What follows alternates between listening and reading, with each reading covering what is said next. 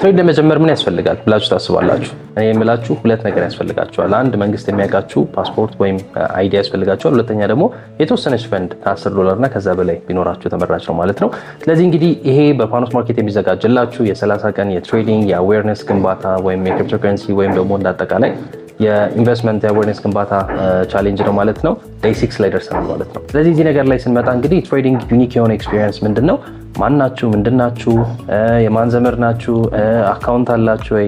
ከዛ ቀጥሎ ደግሞ ኳሊፊኬሽን አይጠይቃችሁ። ምንም አይነት ኳሊፊኬሽን አይጠይቅም። ኤኒዋን ካን ትሬድ ዋና ሀሳቡ ማለት ነው። ፕሮፊታብል ትሆናላችሁ ነው ትልቁ ጥያቄ ማለት ነው።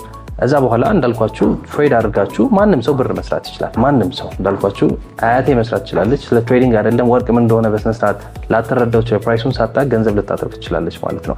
እንዳልኳችሁ ማንም ሰው ማትረፍ ይችላል። ግን ትልቁ ጥያቄ ኮንሲስተንትሊ ፕሮፊታብል መሆን ነው። እሱም ብዙ ሰው ማድረግ አይችልም። ያ ነው ልዩነቱ ትሬዲንግ የሚያስብለው። ስለዚህ ኮንሲስተንትሊ ፕሮፊታብል ልትሆኑ ደግሞ ብዙ ነገሮች ፋክተር ናቸው። አንደኛው ምንድነው? የትሬዲንግ ሲስተማችሁ። ከዛ ቀጥሎ ደግሞ የእናንተ ሪስክ አፒታይት ማለት ምን ያህል ሪስክ ማድረግ ትችላላችሁ የሚል ነው። ከዛ ቀጥሎ ደግሞ የሪስክ ማኔጅመንት፣ ሪስክ እንዴት ነው ማኔጅ የምታደርጉት የሚል ነው።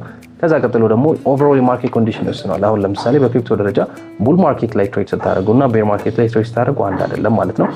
ይሄን ነገሮች እና የተለያዩ ነገሮች ኦቨር ፋክተር ይሆናሉ ማለት ነው። ስለዚህ ትሬዲንግ ይሄን ይመስላል። ቀጣይ ደግሞ ስለ ትሬዲንግ ይሄን ሳምንት በደንብ እንወያያለን። ብዙዎቻችሁ አይታችሁታል። ለቀጣይ ደግሞ ስለ ትሬዲንግ ሞር ኢን ዴፕዝ እንሄድበታለን ማለት ነው። ይመቻል።